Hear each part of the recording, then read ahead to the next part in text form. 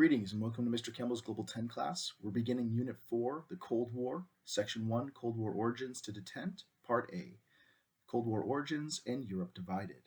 The self-test questions we'll be looking at: what impact did World War II have on the political, social, and economic landscape of Europe? What are capitalism and communism?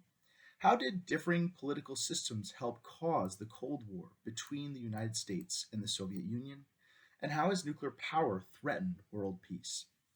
This is a unit where there are a lot of political cartoons, there are tons of primary source documents. It's a relatively fertile ground for question developers and different CRQs and all sorts of different elements of the new style region. So it's one we want to take a pretty deep dive into.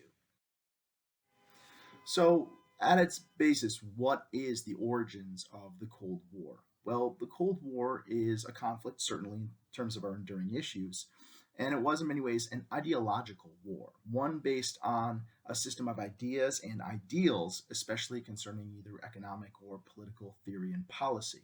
And the Cold War is broken down into these really two different ideological circles: this communist world, which believed in Marxism, which generally were governed and dominated by totalitarian governments, if not totalitarian leaders themselves, versus a capitalist world, which was based on the ideas of free market and, at least theoretically, based on democracy as well.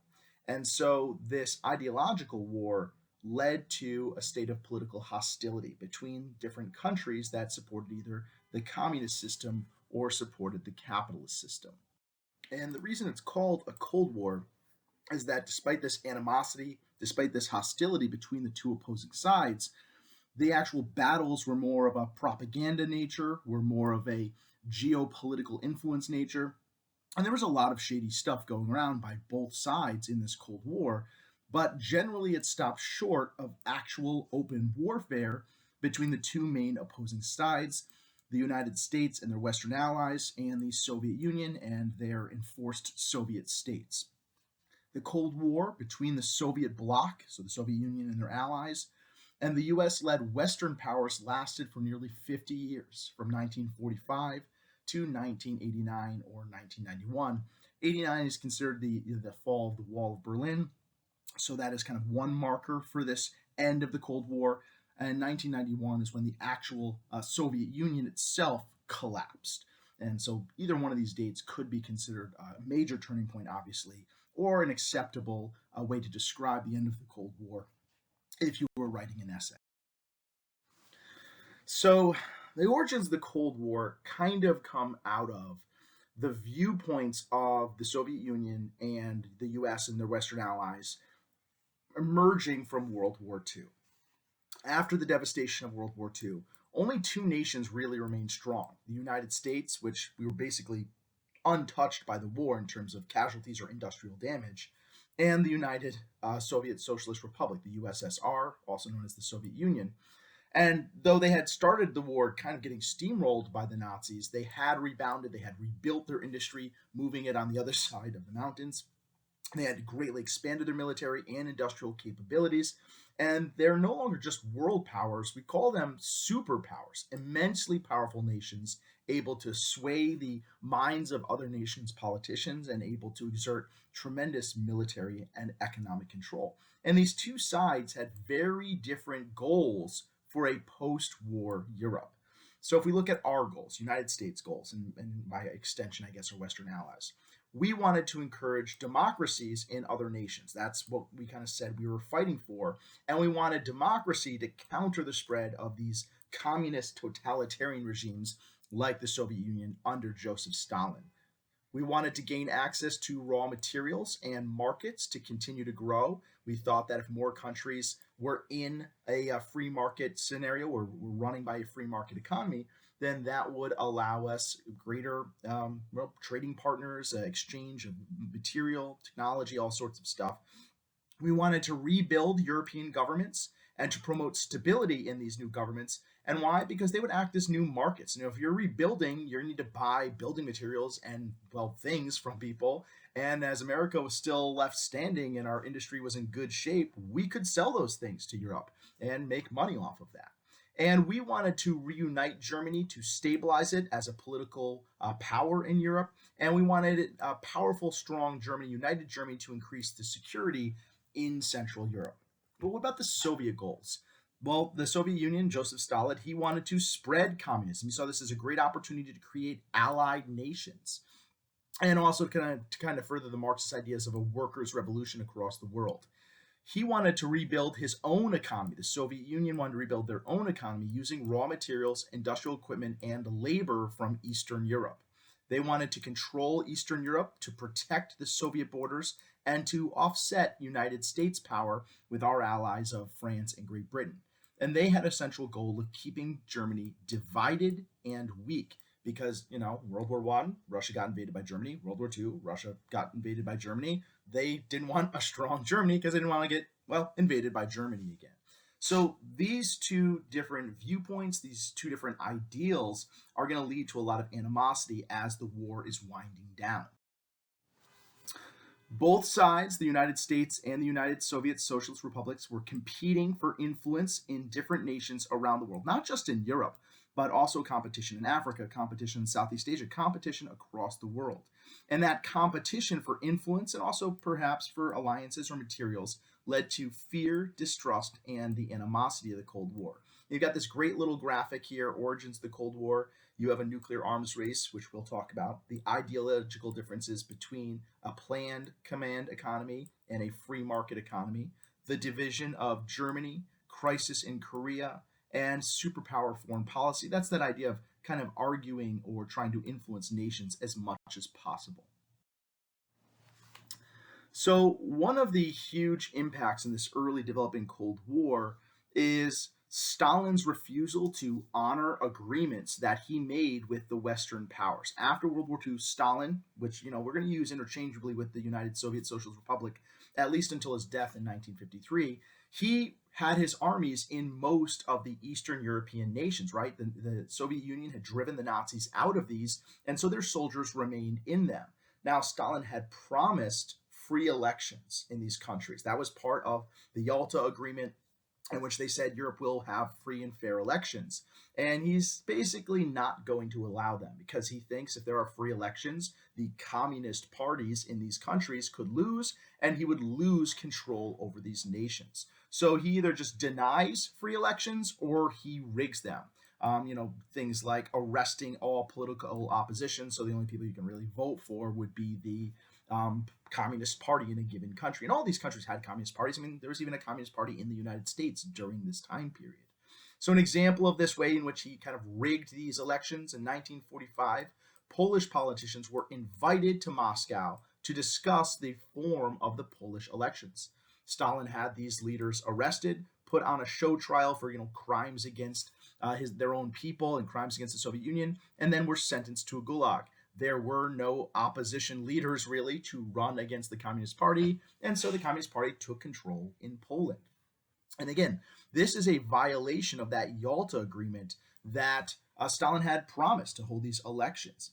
Why is he willing to do this? Why is he willing to maybe push the United States to the edge of maybe not being an ally anymore? Well, this is a big one. He wanted to create a buffer of what we call satellite states, communist nations in the Soviet Union's orbit under Moscow's influence, so under the influence of the Soviet Union itself.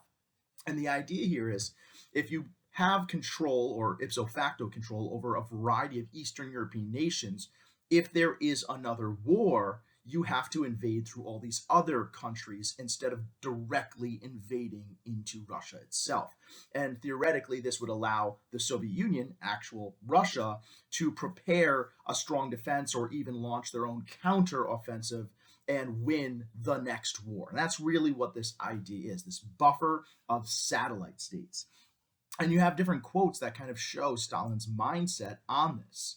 The Yalta Agreement to hold elections, never mind, we'll do it our own way later, i.e., we're just going to install communist governments.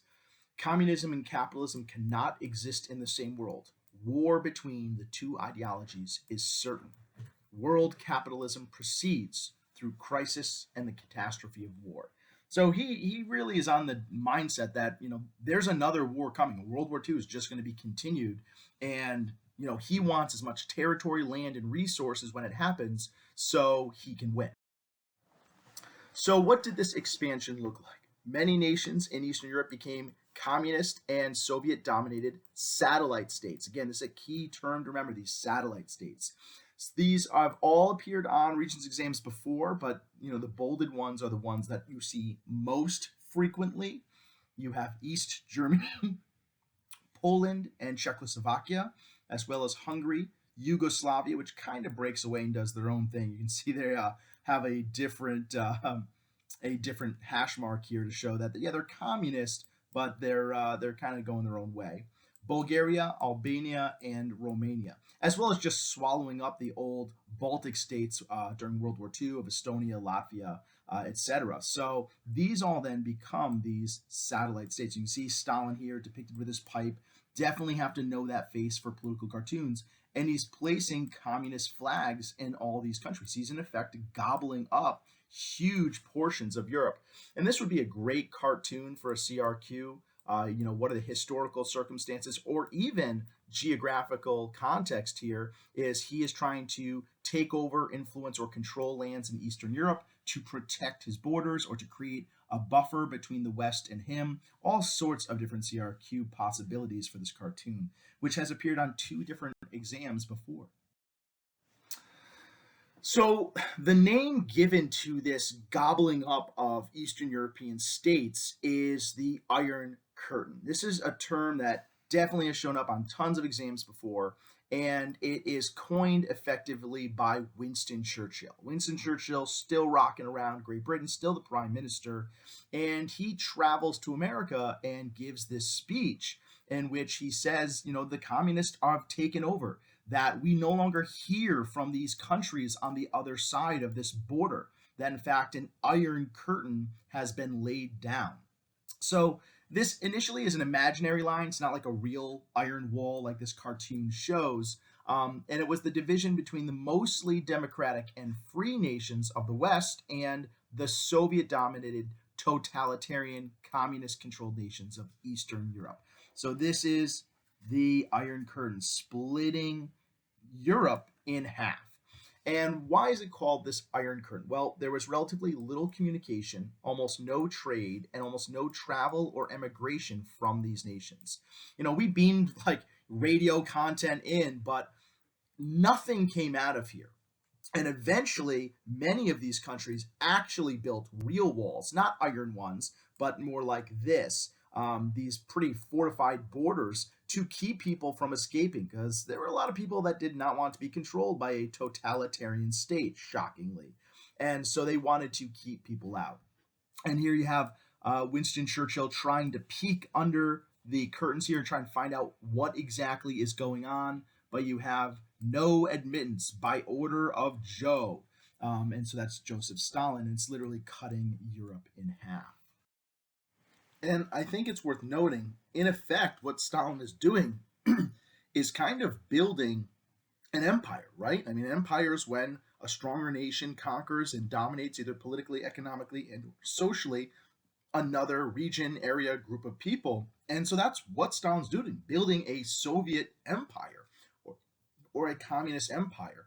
And I know we think of, imperialism as kind of a Western European to Africa, India, etc. thing, but I think, you should look at the building, construction, or domination of empires really throughout history and across. So how does the West respond? Well, it's too late for many of the Eastern European states. Czechoslovakia has been gobbled up, Yugoslavia, all these states have been really consumed by the Soviet machine. And then starting in 1946 and 1947, you see the Soviet Union start to kind of lean on 2 different other countries in Europe and Asia Minor, Greece and Turkey.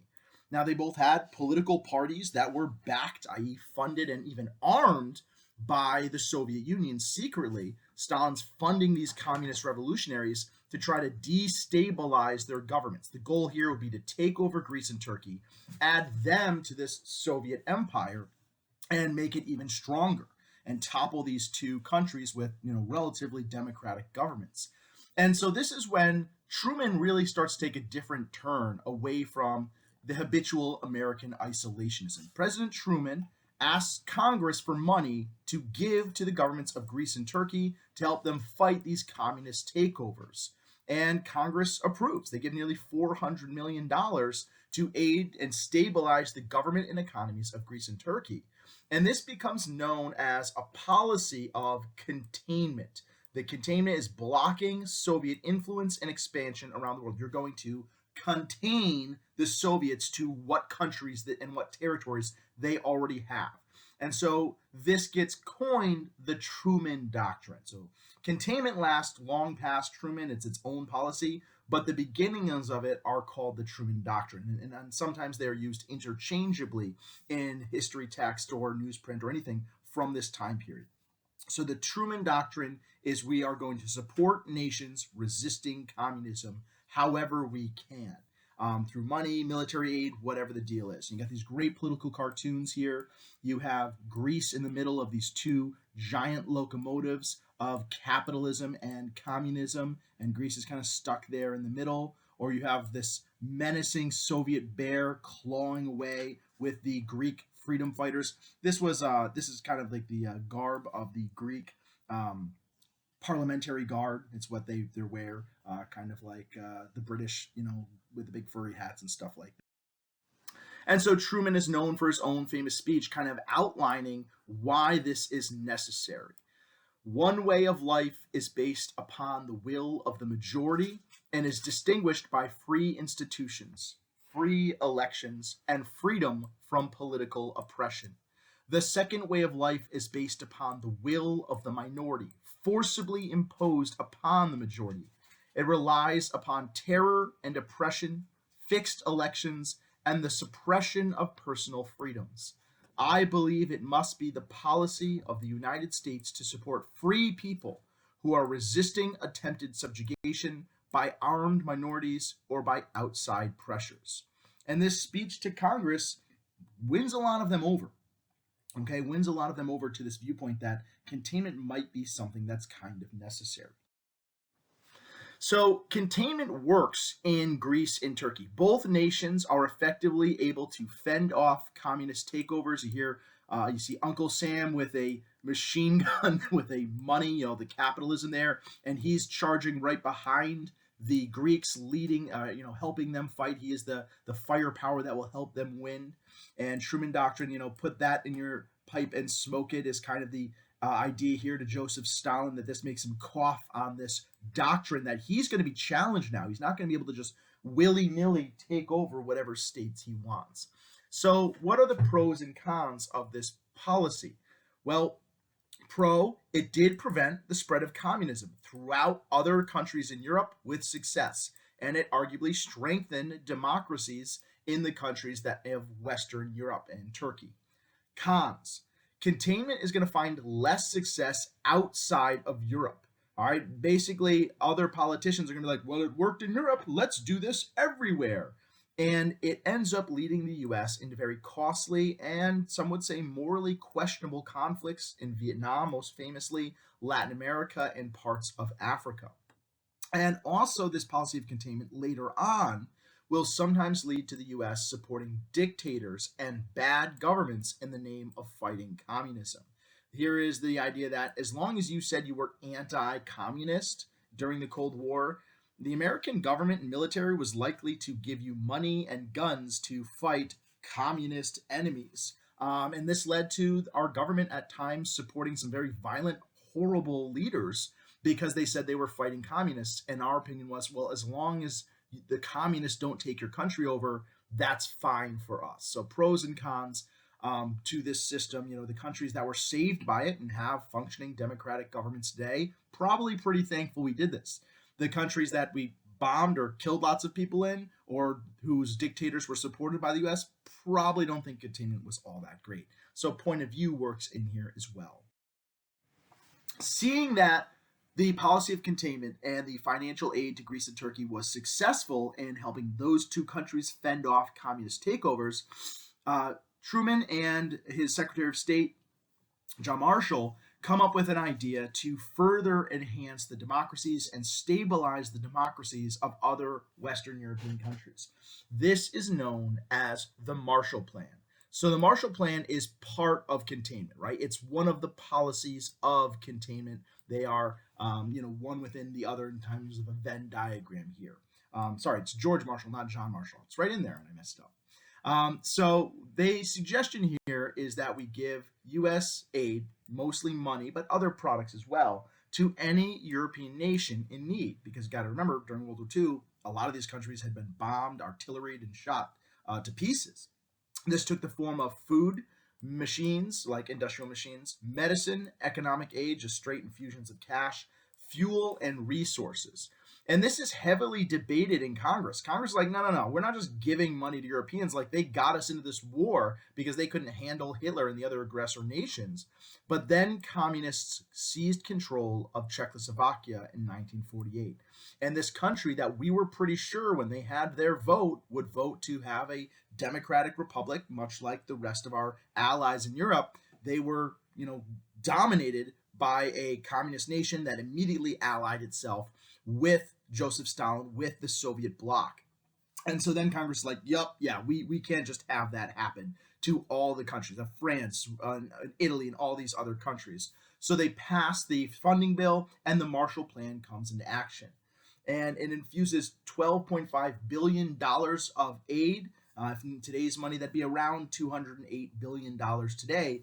And it is arguably successful. It helps rebuild war-torn Europe. Western European economies recovered.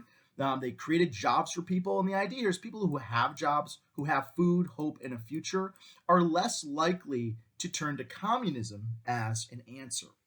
And so this is a pretty successful system. You have Stalin here, European recovery, the Marshall Plan. Can he block it?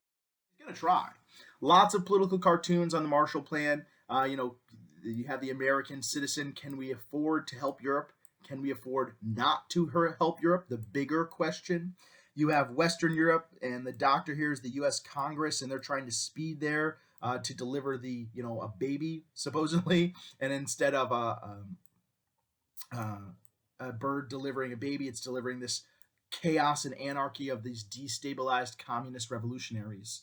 And another one, American taxpayer keep pumping, and Europe is on this bicycle with these Marshall Plan supports kind of going in. So some saw the Marshall Plan as kind of lavish and unnecessary spending, just propping up these governments.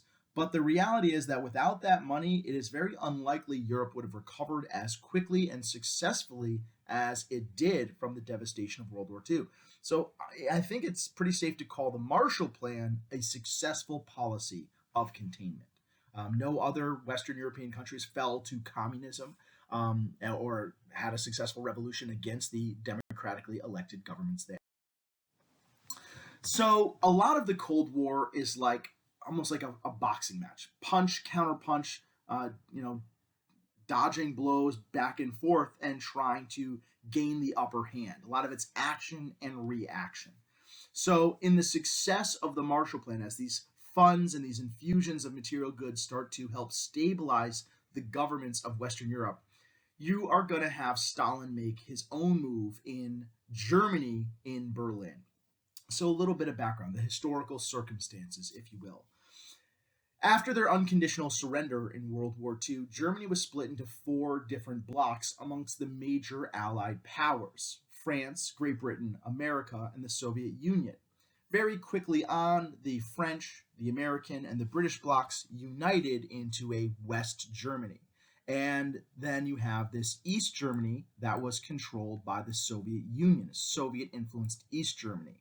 And they installed basically a communist government there. Now, the capital city of Germany, Berlin, was also split into 4 different pieces. And again, the Allied powers of France, Great Britain, and America quickly joined their piece of Berlin into just one West Berlin. But the city of Berlin, even the western half, was completely in the Soviet half of Germany. Okay, so what Stalin hopes to do is to cut off the western side, the democratic free side of Berlin, from supplies and from really anything in the hopes that the Americans would just give him the entire city. That rather than see people suffer, we just say, okay, well, you control all of Berlin. So in 1948, the Soviet Union basically holds Berlin hostage, and this is known as the Berlin Blockade. They effectively put soldiers, troops, tanks, and barricades at all roads and train stations that would allow movement from West Germany to East Germany. They cut off water, they cut off highway and rail lines, gasoline, fuel for heating, and food. And this western city is just going to starve. These people, don't even have shelter, many of them. They relied on these infusions of, well, Western supplies to keep them going. So the goal of the Berlin blockade for Stalin was to starve West Berlin, force the Allies to surrender the city, and to stop this process of unification, because Stalin saw the unification of the three different Allied parts of West Germany as directly against his goals of keeping Germany weak. How did the Americans respond? With the Berlin airlift. So Berlin blockade is the first punch. The Berlin airlift is the counter punch of this. To stop the Berlin blockade, the US and Great Britain airlifted, so by plane, thousands and thousands and millions of tons of supplies. This lasted for 11 months. We would land planes, unload an entire cargo, plane would take off again, another plane would land, unload an entire cargo. Almost 300,000 flights and 2.3 million tons of supplies were delivered, and it effectively kept this city going. It is wildly successful. West Berlin is kept alive, and actually the quality of life there is a little bit better than it was in the Soviet-controlled parts of Berlin. And the Soviet Union, after keeping this up for almost a year, basically has to admit defeat and withdraws the blockade, allowing regular travel and transport of goods back into Berlin. And here you have this political cartoon. Stalin and Truman are kind of fencing, if you will, with little tiny toothpicks over the ruins of the city of Berlin. Realizing that, this Soviet expansion might not stop, and that individual nations are easier to pick off and consume than big blocks of allied nations, the US and our main allies in Europe formed the North Atlantic Treaty Organization in 1949, most commonly known as NATO, the North Atlantic Treaty Organization. This was a defensive military alliance based on the idea of collective security. So enduring issue-wise, you could see this in cooperation, security, conflict, all sorts of different elements. The idea of this collective security was an attack on any one member was seen and would be treated by the rules of war as an attack on all. So if any one country in Europe got attacked, then all of the countries in NATO would declare war on the Soviet Union or whoever the enemy was, and would then lead to, well, unfortunately, probably another worldwide war. The goal of this was not to start a war, it was to prevent Soviet aggression. That if Stalin were to see, if I try to gobble up another country, it's not just that country versus my Soviet war machine, it's most of the Western world. And so this is part of Truman Doctrine. This is part of containment, ring the Soviet Union with allied nations in NATO, so there is nowhere else to expand without leading to a wider conflict. That's a big punch that the Western world throws at the Soviet Union. How are they going to respond? A couple years later, viewing NATO as a direct threat to Soviet goals for the world, but the Soviet Union forms the Warsaw Pact in 1955. So this is a response to the formation of NATO. It is a defensive military alliance, like NATO. It's based on the idea of collective security, like NATO. An attack on any one member would be an attack on all, like NATO. And the goal of this was to prevent what the Soviets viewed as Western aggression against its member states. The Soviet Union, Warsaw Pact's main countries, East Germany, Poland, Czechoslovakia, Hungary, Romania, Bulgaria, Albania, all of these were forced to join the Warsaw Pact, as well as some of the Eastern Asian communist states as well. So now the world is really divided into these two main camps. NATO, those countries that are on that side, and the Warsaw Pact. And you have your standard depiction of their animals: NATO, led by the US, the bald eagle; the Warsaw Pact, led by the Soviet Union, the great Russian bear, if you will.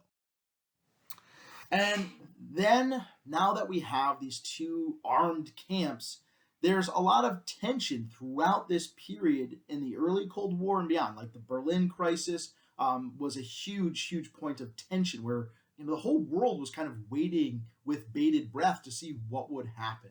Why? Why was everyone so afraid? Well, one of the big reasons for this sense of fear was the threat of nuclear war, an example of innovation and technology not necessarily benefiting people, but leading to fear, and leading to kind of a little bit of horror and pessimism on all sides of the world. Both sides in this early Cold War quickly gained and expanded their armies and nuclear weapons program. Russia gained the capability to produce their own atomic bombs or nuclear weapons in 1949. The Americans had this brief little period, a couple of years, where we had the so-called nuclear umbrella. We had the atomic bomb, no one else did, but through a combination of research and spying, quite frankly, the Russian had a very powerful and extensive spy network. They also got the atom bomb. So now there's an arms race. What side can develop the most powerful, larger, deadlier bombs and weapons? And so there's this great cartoon here of this arms race. You have our President Kennedy and their leader, a guy named Khrushchev, who we'll talk about a little bit later, are both racing, carrying, arms, carrying weapons. And so this leads in the greater world to nuclear proliferation, or the spread of nuclear weapons, something that certainly we don't really want today. And what these sides figured out pretty quickly is that if a war broke out and Russia or the US or both of them used nuclear weapons, the world itself would essentially be destroyed. This is known as MAD, mutually assured destruction. There was no way, really, at least it was thought, for one side to be able to destroy the other without getting hit as well by nuclear bombs, because once you detected, oh, they've got planes in the air, launch our planes. They've shot rockets into the sky, launch our rockets. You can't eliminate the entire capability of the other side or army to use their nuclear weapons. There's no first strike capability that you're like, oh, we wiped them all out and we didn't take a single casualty. Rockets, bombers would be sent by both sides, and the resulting destruction would throw up so much radiation, would throw up, in essence, so much dust even, that you would start basically a new ice age. And that was the main thought here. Both countries would be destroyed, and the world itself, all human life as we know it, would probably be destroyed. And there's, obviously tons of movies and stuff about that. And so this feeds into this concept called brinkmanship, that going to the edge, like threatening nuclear war, and constantly, if you do this, there will be war. Well, everyone knew, war means nuclear war. That's terrible. So it was a time period of relative fear and pessimism during this Cold War period. And it waxed and waned. It got worse. It got better here and there. We'll talk about some of those incidents. But overall, it was kind of a scary time period. Another effect of this Cold War was the rise of the military-industrial complex. So the military-industrial complex is a pretty complex idea. It's the idea that there's this informal alliance between a nation's military, that defense industry that supplies the military, and public policy, or essentially money. And it's thought to have begun in the United States, or at least that's where most historians give it credit, during and after World War II. And what you have here is you have Congress, which has the power to create funding and make laws, etc. And they use tax funding to support the Department of Defense, saying we need a strong army, we need a strong Air Force, Navy, etc. So we're going to supply the Department of Defense with lots of money so they can protect us. And the Defense Department, or Department of Defense, gives these tax-funded contracts to massive multi-million and multi-billion-dollar military corporations like Lockheed Martin that makes some of our technology. Here's a fighter jet factory in Florida, US. And in exchange, these massive military corporations give campaign contributions to senators and Republicans and Democrats and members of Congress. And they give money like, hey, you want us to vote this way or you want money to run a campaign? Make sure that the Department of Defense gets their money so we can get our business contract. And they can do things like threaten to close down a factory in a congressman's district. You're a congressman, you want jobs in your district, you want people to be working and happy and healthy. And if you shut down this factory, well, that might be 4,000 jobs in your congressional district gone. And they can just move their factory somewhere else, support a different congressman or woman. And so this is this tie in here. And our president, Eisenhower, warned of this. Now, you got to remember, Eisenhower was a hero of World War II. He was the overall Allied commander on the Western Front. He kind of oversaw the planning of D-Day and Operation Overlord. And in his farewell speech, when he leaves office as president, he warns the American people, like, you got to watch out for this. You do not want a system that thrives on building up the military as much as possible, because that just makes it more likely you're going to use it. And it's money you could spend elsewhere to like help people. But the American people didn't really listen to him, and the military industrial complex expanded enormously during the Cold War, right? You have this arms race going on. We need more bombers, then we need stealth bombers, then we need long range stealth bombers. We need rockets, we need bigger long range stealth rockets, etc., etc. And it is still a major driving force in the US politics today, and it's arguably very controversial.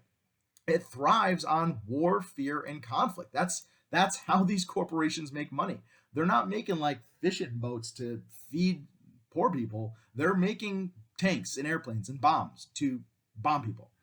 It does use a massive amount of tax money. If you look at our budget, we spend a lot of money on Department of Defense, and not all that money goes to soldiers and their paychecks and providing them with a good life. A lot of it goes to these massive multi-billion-dollar corporations. But on the other hand, those corporations employ thousands of US workers and other nations that have military industrial complexes, like Russia, like China, these other nations that have this military industrial system, though they kind of take the whole Congress step out of it, obviously. And you got this great quote from Eisenhower as part of his farewell address: every gun that is made, every warship launched, every rocket fired signifies, in the final sense, a theft from those who hunger and are not fed, and those who are cold and are not clothed. I'm kind of taking a line from the Sermon on the Mount from the Bible. So, what are the effects of this military industrial complex? There are both benefits and downsides of this military industrial complex. Benefits: they research technology. I mean, that a lot of the huge, incredible, world-changing ideas that have been created post World War II, a lot of them came out of the military industrial complex, because the whole idea here is you're trying to research the newest military technologies to gain an advantage over your enemies, and then those really developed technologies filter down into consumerism. They filter down into, well, regular products that people have. Computer technology is a great example of this. I mean, computers were at the outset created to, crack codes of the Nazi war machine. And then after the war, you use them in rocketry calculations, missile calculations, you use them in artillery calculations, and they get, the computers themselves start out the size of an entire like gymnasium. And then you want them smaller, you want them more efficient, you want them to run cooler, you want them better. And so all of that money gets poured into it, and then we have the computers we have today, like the one I'm recording this lecture on right now. Another benefit: employment of Americans, or in other countries that have a military-industrial complex, employment of their people. It does provide thousands and thousands of jobs. It provides new technologies through the researching of technology that enter the consumer market, like the computers, the internet, cell phones, all of that stuff. What are some of these technologies? As I said, computers. GPS system was originally created for the military. Touch screens, created for the military. Internet, created as a form of basically communication between research institutes funded in part by the Department of Defense. Night vision, rockets, better jet engines for safer travel, radar, sonar, satellites, early cell phone technology. All of this started out as military technology. Downsides: It is super, super expensive. And that money comes from taxes. So, like, oh, taxes are kind of high. Well, we spend a lot of money on the military, and some of that money goes to these contracts that are awarded to multi-million and multi-billion dollar corporations. The money spent on weapons cannot be spent on other things like education, services that we could provide to people, etc. Often, the military industrial complex is accused of corruption because they are going to use their money to influence politicians or to threaten politicians, quite frankly. And another downside is because these industries make war material, they have a vested interest in a very aggressive foreign policy and a warlike activities for the US because if we go to war, we buy more material from them. I mean, it just makes sense for them. They would basically want politicians to be, a nickname for them is hawks, people that are like, we're not going to take this. Today, the term is Russia hawks or China hawks. People are like, we got to stop Russia wherever they are. We got to stop China wherever they are. Because if a war or even just the threat of war happens, generally they get more money, these corporations. They wield a large amount of money in US politics, lobbying lobbying politicians to basically vote the way they want. And they sometimes craft inferior products. Like you think, oh, well, they're making stuff for the military, they're going to do the best job possible. Well, at the end of the day, they are corporations, and their goal really is to make a profit. So there are times where they make inferior products. One of the great examples was a type of basically inferior body armor that they provided to U.S. soldiers in the invasion of Iraq and Afghanistan. And it was known that the corporation knew there were problems with this body armor, that it did not provide the protection that was promised. And they still sold it anyways. So, yeah, there's a lot of downsides to this.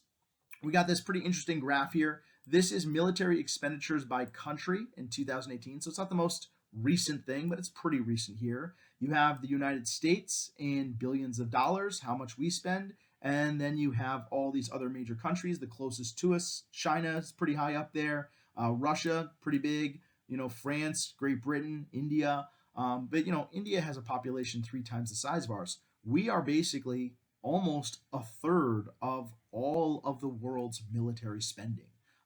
We spend as one country. So it's a pretty interesting concept here, this military industrial complex.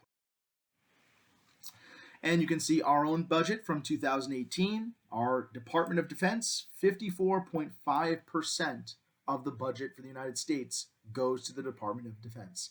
Everything else gets a much, much smaller piece of the pie. So another thing to think about as future voters, do we need to spend this? Yes, we have the best military in the world, but do we need to spend quite this much? Or maybe we do need to spend quite this much. You guys are voters someday, you decide. As the military industrial complex arises in our country and a version of it in the Soviet Union, both sides see the other as a threat to their way of life and their security and their country and their ideals, which is really what the Cold War is all about.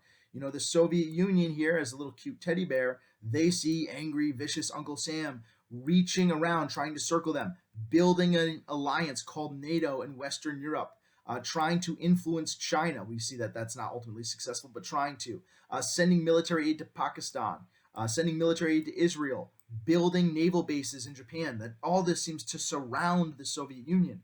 And meanwhile, America, here, the great Russian bear, climbing into Europe, influencing Syria, sending money and weapons to Afghanistan and China and Thailand and Vietnam, sending weapons and money to certain African countries.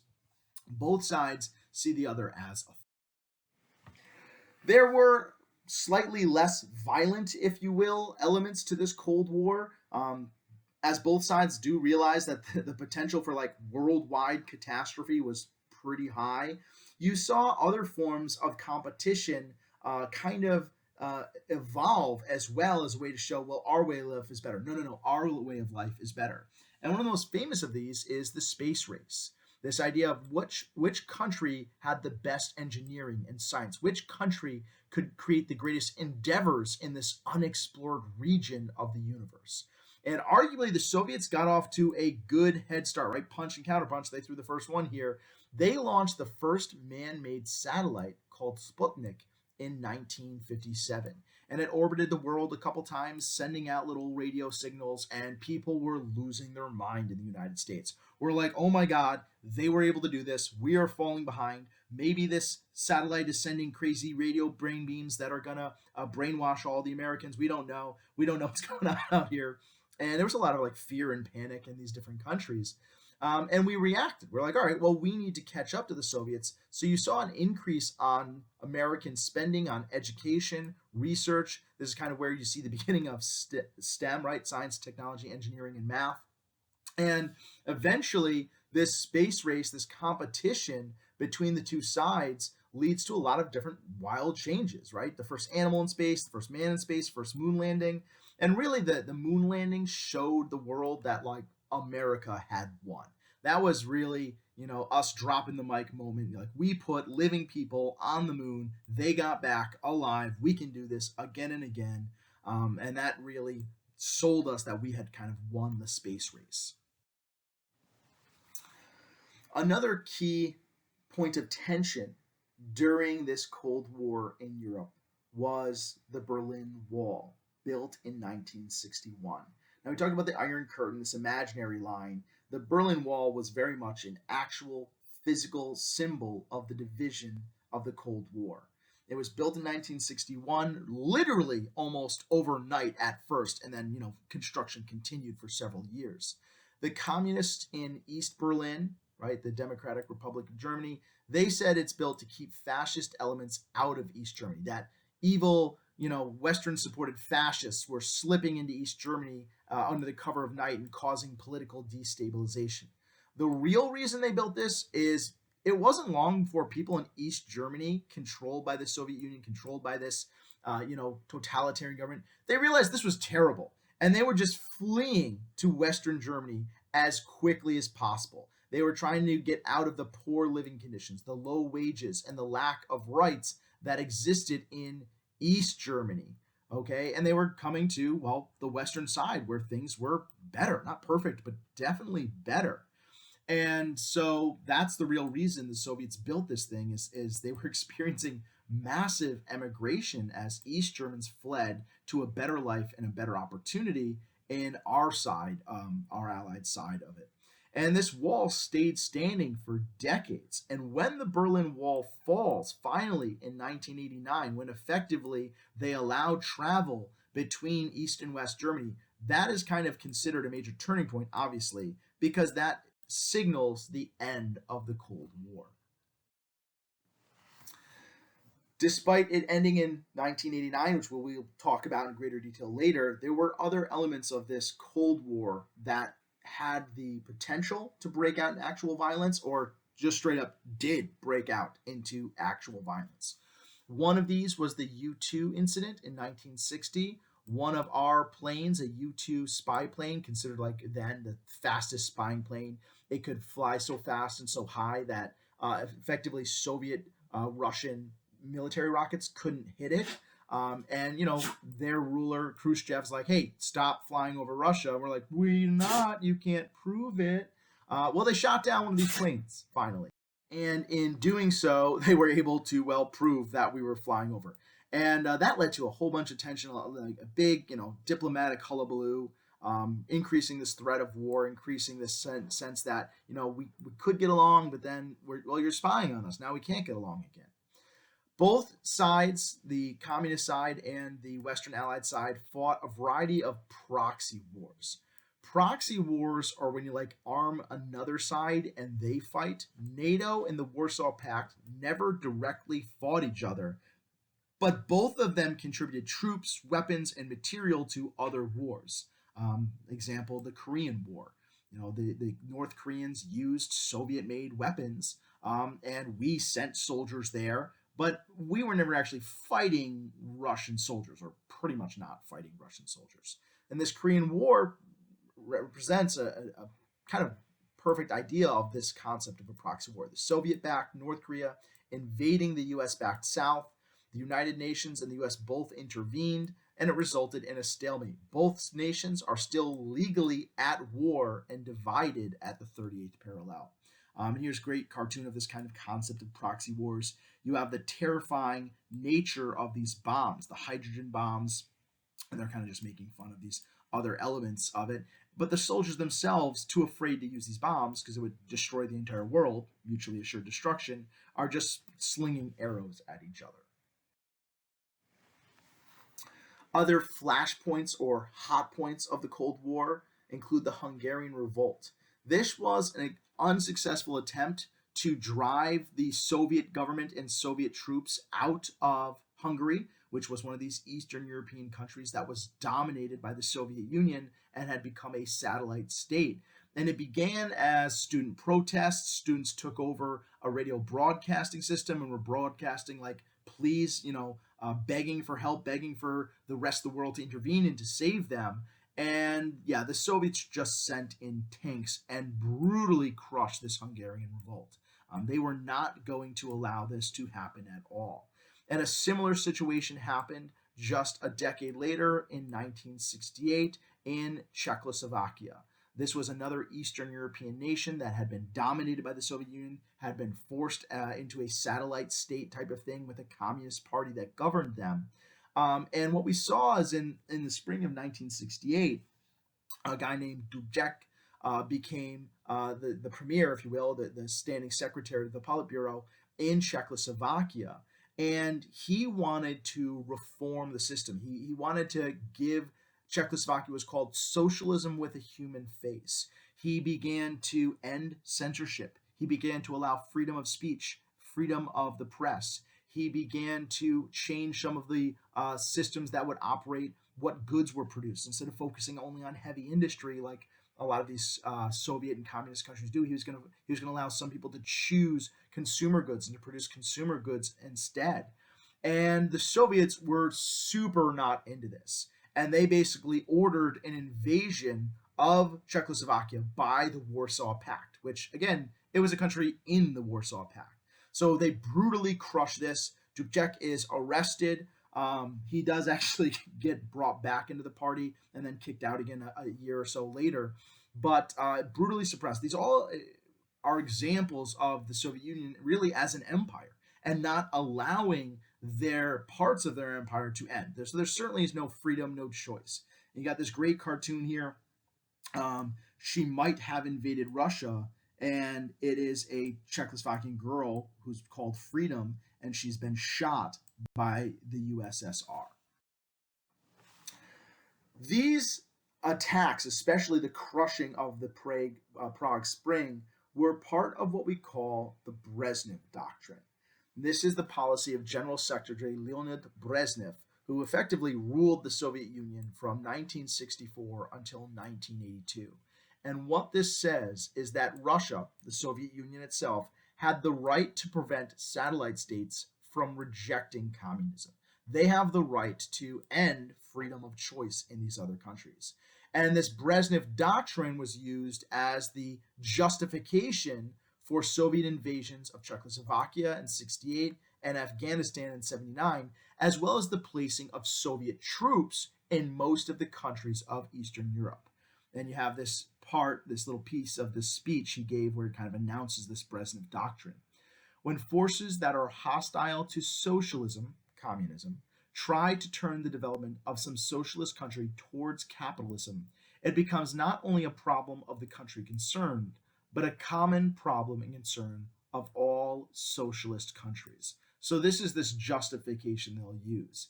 And you have this great political cartoon criticizing this. You have 1945, a young European girl is giving flowers to the Russians for saving them from the Nazis. And then 1968, that same soldier shoots her dead. Here you have a cartoon criticizing the invasion of Afghanistan. Brezhnev wielding this big hammer where he's trying to crush Muslim rebels in Afghanistan. So definitely other parts, the Western parts of the world, criticizes this Brezhnev Doctrine. But again, they're a little afraid to push back against it because it could lead to nuclear war.